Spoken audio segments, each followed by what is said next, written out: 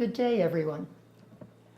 Today, I am going to familiarize you with the activities that take place in order to get natural gas out of the ground, focusing on air pollution. You will learn about the toxic, volatile chemicals that are released from the ground, along with the methane, and the possibilities for human exposure. A discussion will follow about disclosure, including information about material safety data sheets and current federal regulation and policy. And I will close with some recommendations that you might choose to follow. So, let's start today by answering the question, what is natural gas? If you heat your home with gas, your bill is based on the number of cubic feet of methane that you burned over the previous month. Clean methane is harmless to human health. But if you go back to when it leaves the ground, you will see that the percent of methane in the raw gas varies from well to well, and with it comes a long list of toxic, volatile, organic compounds called VOCs. I call them hitchhikers. The Energy Information Administration estimated in 2011 the total production of natural gas was 22.4 trillion cubic feet, and 17.5 TCF was methane, and 4.8 TCF of non-methane gases. That might not sound like much, but when one considers the toxicity of some of the VOCs coming up with the methane, it could very well pose a hazard to human health. The purpose of this lecture is to make you aware of what that section of the chart means in terms of the health of those living near natural gas operations and those who work to get the methane out of the ground, process it, and oversee the delivery of it to your homes and other markets. For those of you who have not seen a gas drill rig, it's a lot taller than those used to drill for water in someone's backyard, 150 feet at least. Since 9/11, it has been impossible to go on well pads without an invitation. With FEMA authority, the industry now fences off the land it is developing. It's noisy on the pad, coming from huge fans and generators, creating the intense pressure to drill, the sound of the drill, and the large industrial vehicles lined up ready to unload fuel to feed the generators and bring water. Note the enclosure around the pad made by sound barriers that also prevent the public from seeing what is going on. Next to the rig, in upscale operations, there is a small building, the Operations Control Room, called the Hog House. This is so well insulated, you cannot hear what is going on outside. Engineers sit inside and watch a wall of computer screens, much like what we saw on television at NASA headquarters during its recent rocket blastoffs.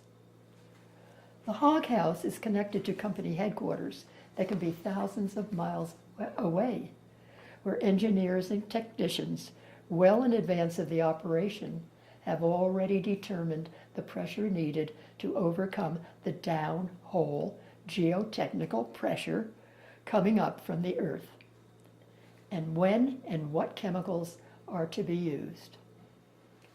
So despite the dust, mud, and noise around the pad, some of today's modern drill rigs are being operated with 21st century technology. But unfortunately, there are many more unsophisticated companies and wildcatters out there drilling without access to this technology. Many drillers start out with one well on a pad, but for economic reasons, in order to minimize the pipe infrastructure needed to move the gas, the tendency has been to add more and more wells on a pad. It takes two small teams of about 10 to 15 persons who work 12-hour shifts to keep the drilling going. The person who adds the chemicals to the thick drilling slurry is called a mudder. The man up on the rig, making sure that each pipe stays straight in line as it is put in place with a crane, is called the rigger. This is usually a young man who has to have no fear of heights. And because once the operation starts, it must continue around the clock.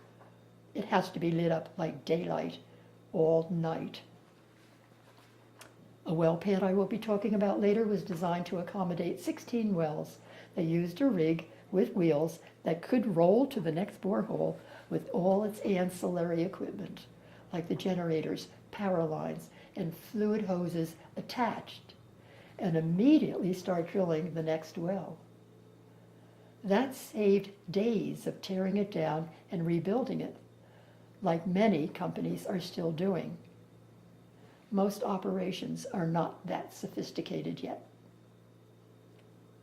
When the borehole of a well goes straight down, that is called a vertical well. If it is drilled on an angle, it is called a diagonal or directional well. Today, with diamond drill bits and the use of slicking chemicals in the muds, it is amazing how fast wells can be drilled on one pad. 10 years ago in Colorado, it took about 28 days to drill a well. Today, it can be done in less than 10. Here you see a vertical well that shows how the fracking starts at the most remote end of the hole and works its way back up. There can be many vertical wells on one pad, or the operator may choose instead to use one hole on the surface, and from that send out horizontal extensions. The engineers start with a vertical or diagonal borehole to a depth that extends below any underground water resource. Then, by inserting a new drill bit down inside the casing that can apply horizontal pressure, the engineers can gradually make the bore bend until the pipe unit is horizontal and extend as far as 2 miles. In order to start the fracking pressure, a wire is inserted in the borehole with a long, thin cartridge on the end. That contains a steel ball bearing and explosives. To make a hole through the pipe and casing and into the desired geological strata called the play, which across the country has different names, like the Marcellus, Niobrara, Bakken, and coal bed, for example.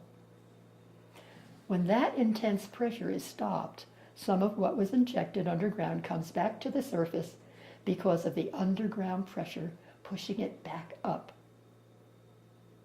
However, there are wells where there was no back pressure and all the fluids stayed down.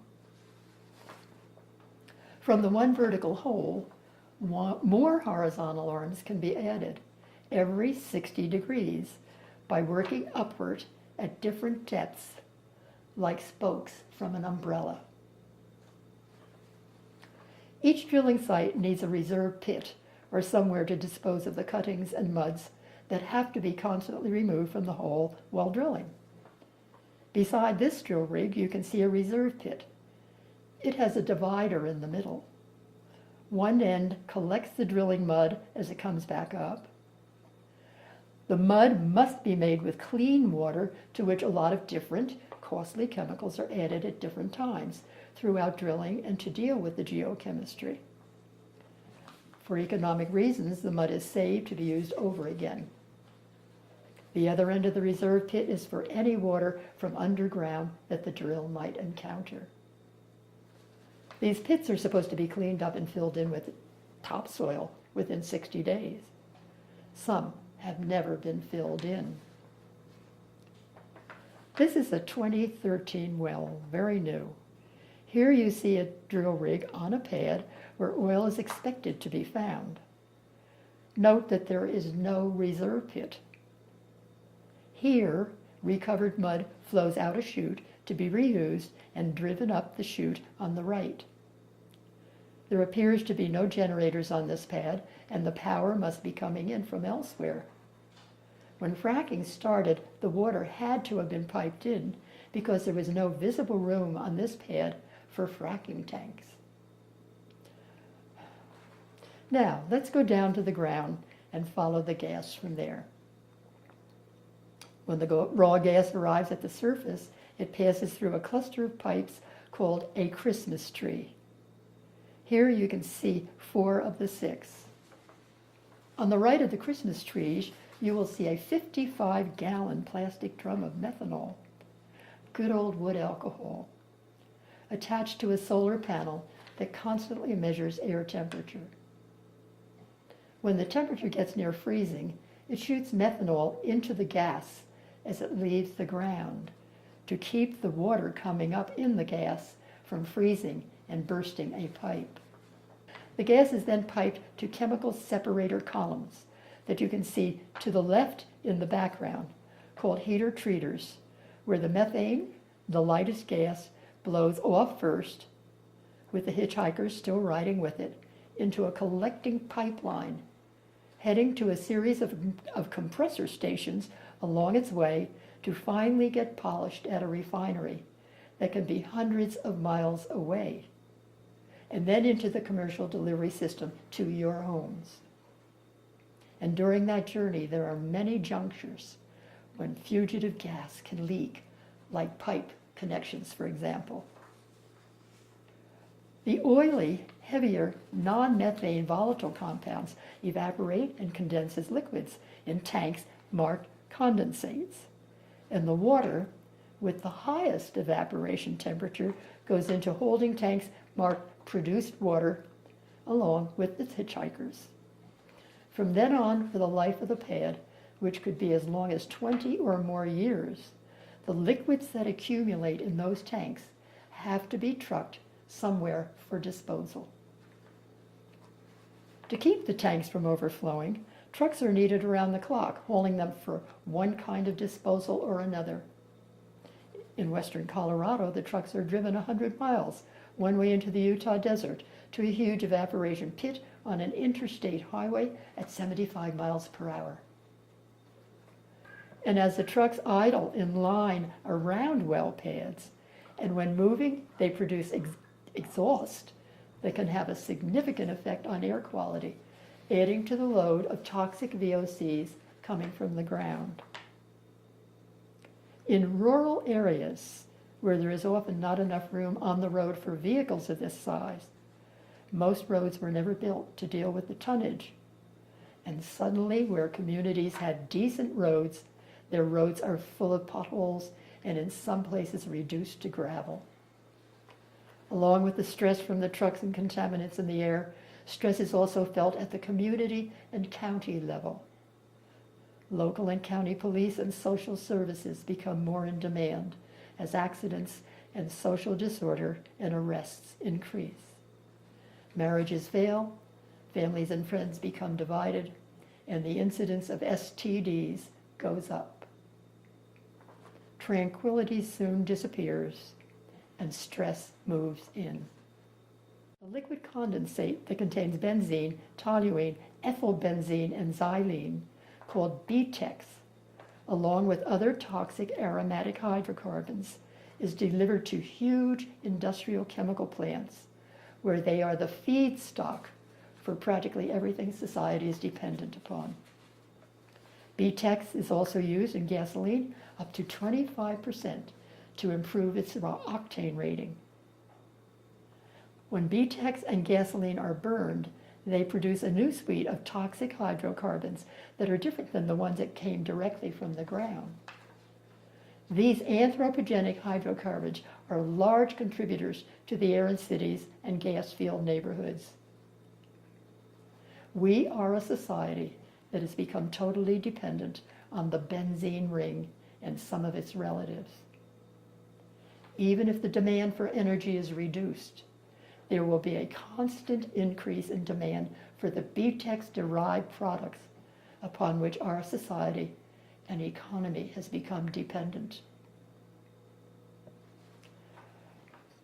The pressure in all the delivery lines must always be greater than the pressure in the gathering and main lines to prevent any flowback. In order to do this, compressor stations are needed along the way to keep the gas moving in the right direction. Each compressor station looks different. Look for big fans and vents. There are 2 fans here. One fan is here with separators of some kind. Fans come in all sizes too. This one on Interstate Highway has 5 very large fans and no vents. It is general knowledge that these units release a lot of fugitive gases. Well, infrared photography can pick it up. As the density of wells increase in a region, production volume can increase to the point where more compressors are needed along the way. In the past, compressors have been built in neighborhoods near schools, athletic fields, and other facilities.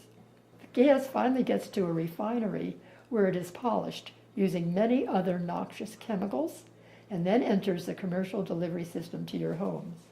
This is only one small component of this particular refinery in southern Colorado. If you decide to go look at a refinery, make sure your windows are closed and your air conditioning on recycle. Refineries also use a great deal of water. Here you can see cannons shooting wastewater from that refinery into a large evaporation pit that is filled almost to the brim. Notice the cracks in the berm. It would not take long in a sudden cloudburst to overtop this pit, or the many other open evaporation pits that are still in use across the country.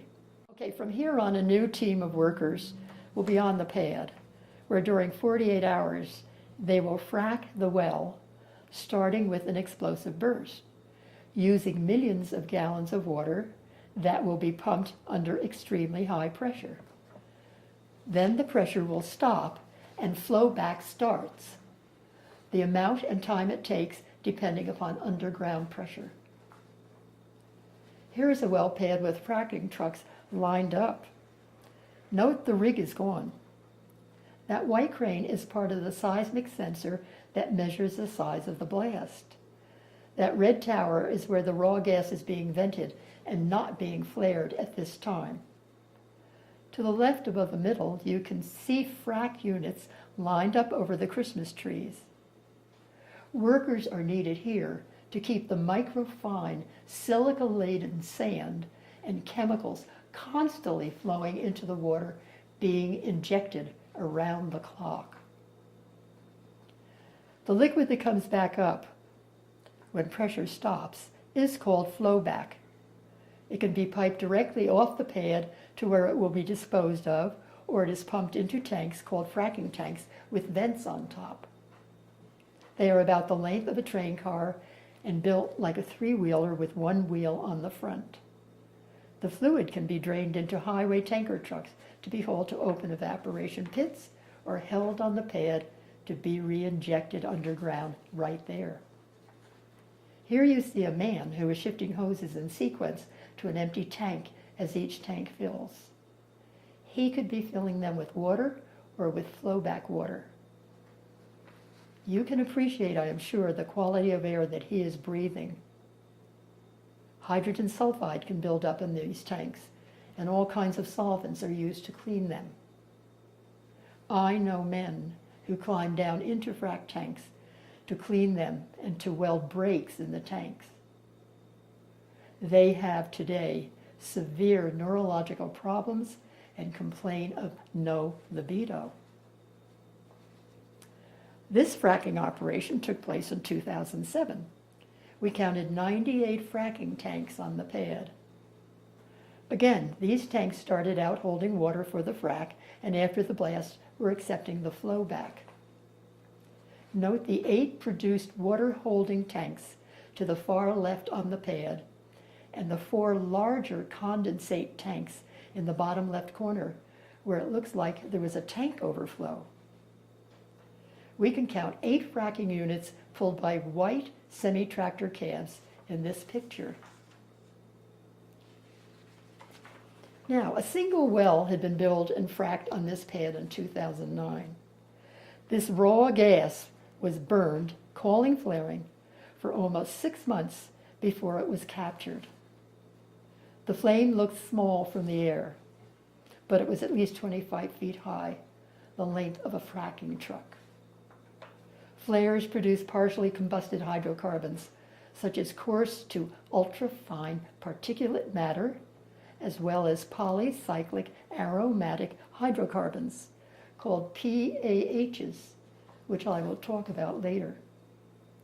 Across the country today, wells are being vented or flared around the clock because the price of natural gas has dropped so low. As of today, in some places it is cheaper to blow the raw gas in the air than feed it into the commercial delivery lines. See the lighted pads and flares in this picture. Today it is becoming common for teams handling the fracking equipment to travel with the equipment or be flown in. These men are salaried and paid well, like the drilling teams. In comparison, hundreds of truck drivers working independently are needed around the clock to haul away the produced water and liquid condensates as long as the wells are producing.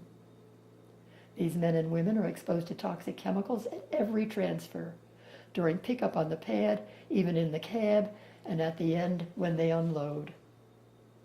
All they need is a truck driver's license.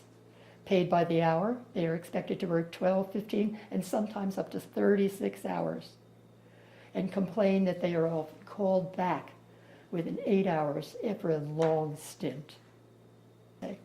They get no health benefits and can be terminated at any time. They are hired as subcontractors by trucking companies who have contracts with the corporate operators to keep the waste moving. I have been told that drivers who complain about their health are warned that they will be fired immediately. There is no union protecting their interest, and many live under terrible conditions. Young men just out of high school are seeking these jobs across the country out of desperation for work. Numerous laborers working in these jobs have admitted that they finally did seek help from a local physician or health clinic when they felt the tingling of peripheral neuropathy, could not sleep anymore, and were utterly exhausted. As more and more wells are drilled, more and more men and women will be hauling waste. Now let's take a quick look at what is known about the products the workers handle on the pad. Every 55-gallon drum or 650-gallon tote is required to have attached an MSDS. That is a material safety data sheet that lists what is in the product. The drillers and frackers have a long list of products they can purchase to reduce heat, friction, and wear and tear on the machinery, and slicken the fluids. This has become a large competitive industry as a result of the booms. Unfortunately, for those who might come in direct contact with these products, in most cases, the information they need might not be available immediately, and in many cases, never available. Now let's take a quick look at a study my team published in 2009 using material safety data sheets. They ended up with a list of 980 products. Of these, 421, or 43%, provided less than 1% information about what was in them, and only 14% gave the full formulation.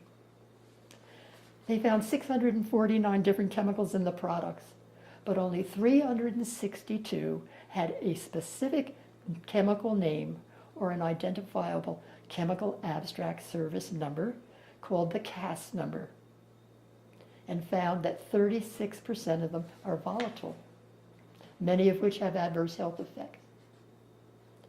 Here you see the health profiles of the volatile chemicals plotted against the water-soluble chemicals, and the frequency of the chemicals having possible health effects. As you can see, the volatile chemicals were more likely to have toxic health effects than the water-soluble chemicals.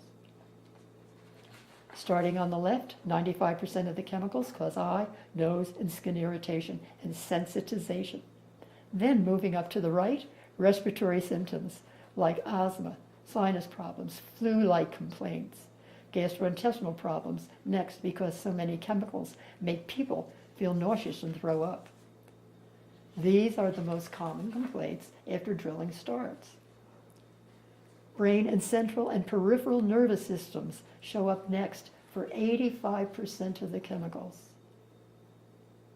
Then kidney, cardiovascular, and blood, and note that cancer drops down to 30%.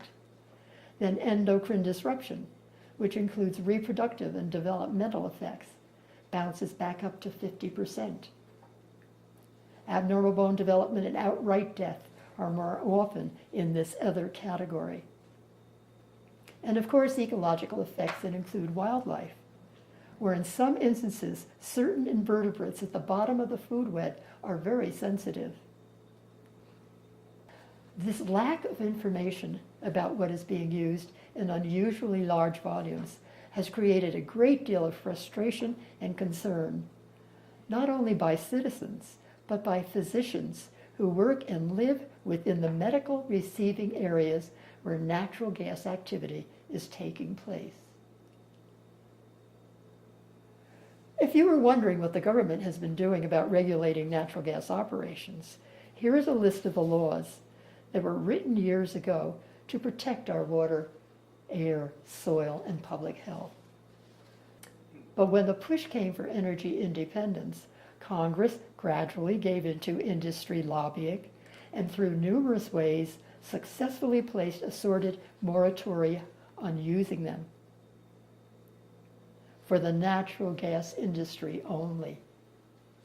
And then, to everyone's surprise, late one night, Congress, without a hearing, passed the 2005 Energy Appropriations Bill with a last-minute amendment called the Energy Policy Act that made official the administration's moratorium on the use of these acts. This has been called the Cheney loophole or the Halliburton loophole. It will now take another act of Congress to undo this. This retired school teacher living on a small farm was an excellent help. Headed out to irrigate one evening, and as she got out of her truck, all she can remember is that she smelled something and passed out. She never recovered. She refused to sell her home to anyone else and has lost everything she had, and is now living in Oregon along with others who suffer MCS symptoms. Citizens have complained that soon after drilling started near their homes, they began to experience a decline in their health. For many, they were plagued with little nagging problems that could be a cold or the flu, sinus infection, mild to severe migraine headaches, nausea, and bloody noses most often in children. People just feel pewy. They admit to using a lot of OTCs because it did not seem that they had a good enough reason to go to a doctor, or they had no health insurance, or both. Some adults found that they had idiopathic hematuria. Men admit to tingling and pain in extremities, loss of memory, insomnia, and reduced libido. And for many, total loss of energy and utter fatigue. Most of the people I spoke with saw multiple physicians. Many have given up on allopathy completely. Some are seeking help in the alternative medicine field, and some have moved away and learned to live like hermits because of their severe MCS.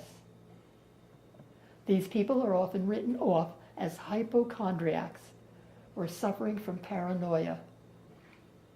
And for physicians, I am sure they are the most difficult kind of patient to deal with. Now, let's get down to business and look at what we have discovered about the non-methane VOCs. In 2010, unbeknownst except to a handful of people, my team and I were given the opportunity to sample the air in a gas patch on a weekly basis for 1 year in Garfield County, Colorado. We used testing protocols we were sure EPA air quality scientists would use if they could. The purpose was to simply prove whether or not those toxic non-methane hitchhikers were in the air. At the time of the sampling, there were already 130 wells within a mile radius of the sampling site we chose. For the first 5 months of the study, 16 vertical wells were drilled and fracked on a pad 0.7 miles away.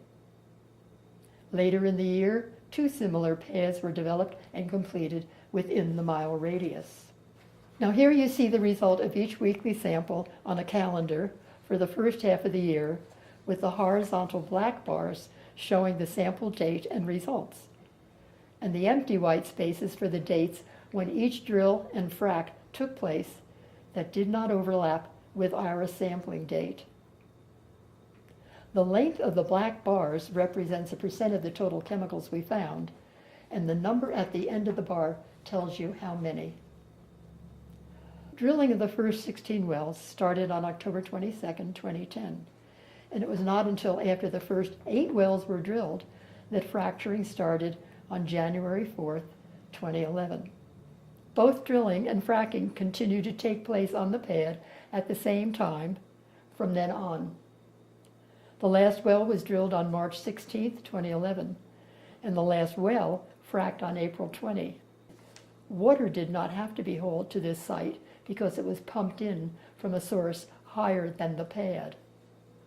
And rather than using an open pit to collect the flowback, it was captured at the surface in a large receiving pipe that flowed downhill toward a water treatment facility. This is part of the new technology some companies are beginning to use, reducing traffic, noise, and added air pollution from trucks. But it is the wider flowback pipes like these that have sprung leaks or broken open by accident and take months to repair, while posing a hazard to water resources and soil. Now here you see what is known about the health effects of each of the 60 non-methane hydrocarbons detected. For 7 of the chemicals, there was no health information available. This list goes on to the next page that has a row across the bottom with the total number of chemicals that could cause each health effect. Here is an easier way to look at these results. First, starting on the left. Out of the 53 species of gases we found, 25 led to skin, eye, and sensory organ reactions, and 25 caused respiratory effects, which are being reported upon immediate exposure by many people. 36 can cause brain and nervous system damage, and in talking with those who are suffering, this does not surprise me. And next was the liver, with 33 species affecting normal liver enzyme production, altering its ability to detoxify toxic compounds. We were surprised to find out how many, 30 of the chemicals, altered the endocrine system and the immune system at 28, the cardiovascular and blood at 27. Not as many are linked with cancer. In this study, we picked up what is called the footprint, or pattern of the non-methane gases that separates them from what was produced by burning fossil fuels. These could only be found where raw natural gas is coming from the ground. We also picked up methylene chloride, an extremely dangerous solvent, after the 4th well was drilled. We then found it in every sample, often extremely high concentrations to the end of the year. By far the most important finding was that the mean concentration of 8 PAHs was 3 times higher than the same 8 detected in the backpack air samplers of pregnant women who lived in the inner city of New York City, whose children were born preterm, with low birth weights, smaller skull circumferences, were more sickly as babies, and at age 5, their IQs were significantly lower than the norm. Following these children today at age 7, they have learning disabilities, attention and behavioral problems, metabolic problems, and are plagued with obesity and respiratory symptoms. These PAHs were present in the low part per trillion range in both inner city New York and in Garfield County. And when we looked at the results from the New York City and compared them with the Garfield County results, we were stunned. I presented this information at a hearing before the Colorado Oil and Gas Conservation Commission that was trying to decide how far setbacks should be between well pads and homes, schools, hospitals, nursing homes, playgrounds, and so on. Given what we found, we asked for at least a 1-mile setback.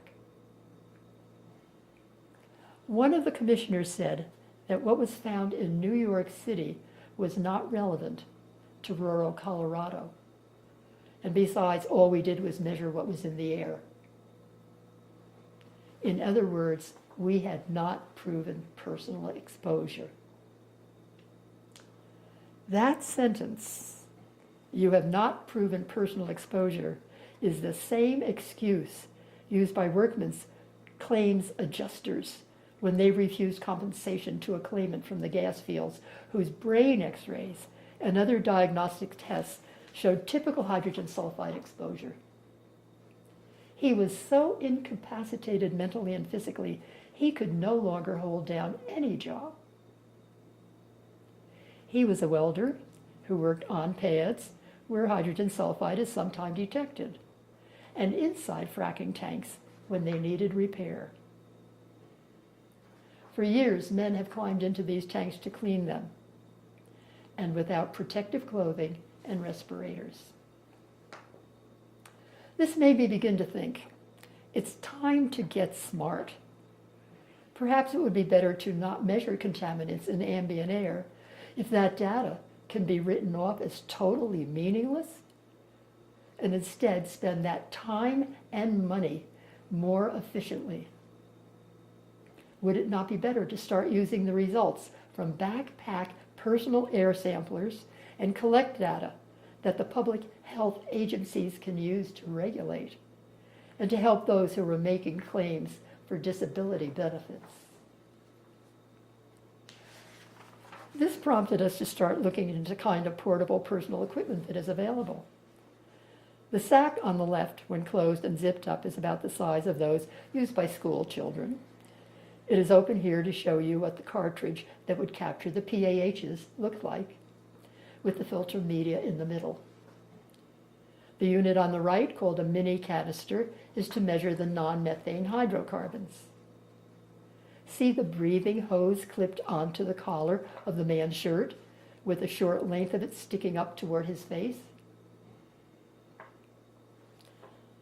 As energy companies announce they are going to start a new gas field in a new area, from a public health perspective, it is imperative to have baseline or control information prior to the extraction activity. It is important to start using personalized sampling equipment to get that information. Where gas is already being produced, personal air samples will prove whether or not the subject is exposed to the natural gas footprint of alkanes in the raw gas. And for those living in gas patches and suffering a suite of anomalies or health problems that persist and do not respond to treatment, personal monitoring could become a diagnostic tool for physicians with intractable patients. When it gets down to what physicians and nurses can do, I would like to make the following recommendations. First, it is important to keep in mind that those employed on salary by the energy corporations are not going to show up at your office or the emergency room of your hospital. Those salaried employees are told not to dial 911 for any health reason, but instead use a corporate telephone number when they seek help. The industry provides its own medical services. And anyway, these men will not stay in the area but move on to other locations. More likely, you will see truck drivers, service and maintenance employees, all subcontractors paid by the hour. It will be those that cannot afford health insurance who will show up at the emergency room in your hospital or a local clinic. These workers, like those in other occupations, are often concerned about losing their jobs and are reluctant to report illnesses and seek medical care, even when they are quite convinced that work-related exposures are damaging their health. They will need strong assurances of confidentiality from you before being willing to discuss relevant details. Driven by fear of being out of work, they keep working even though they are sure their job is destroying their health. You may not see them before they have tried every OTC they saw advertised on television, are mentally distressed, depressed, and with little energy left to work. Well, now there are some things you can do.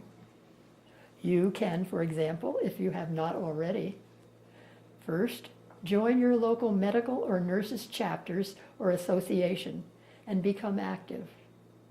Urge that organization to select delegates to your regional, state, or national associations where they can keep the health issues associated with natural gas open. Issues such as the need for full disclosure about chemical content, or perhaps setbacks from hospitals, schools, athletic fields, or toxic waste disposal, or the need for individual air quality monitoring. A representative of your local and regional organizations should attend every open meeting of your state oil and gas commissions and make your presence obvious. And share your concerns with your professional organizations and especially the AMA. In other words, get involved in public policy through the powerful professional organizations that represent you. Okay. It was not until the medical community took an interest in smoking that any progress was made toward what has miraculously been accomplished in this country, to eliminate cigarette smoking.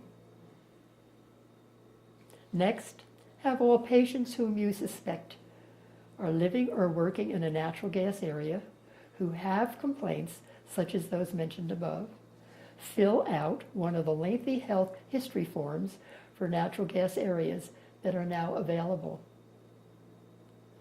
Have them tell you not only their mailing address, but their residence address. Have a map on the wall in your office where they can stick in a pin where they live.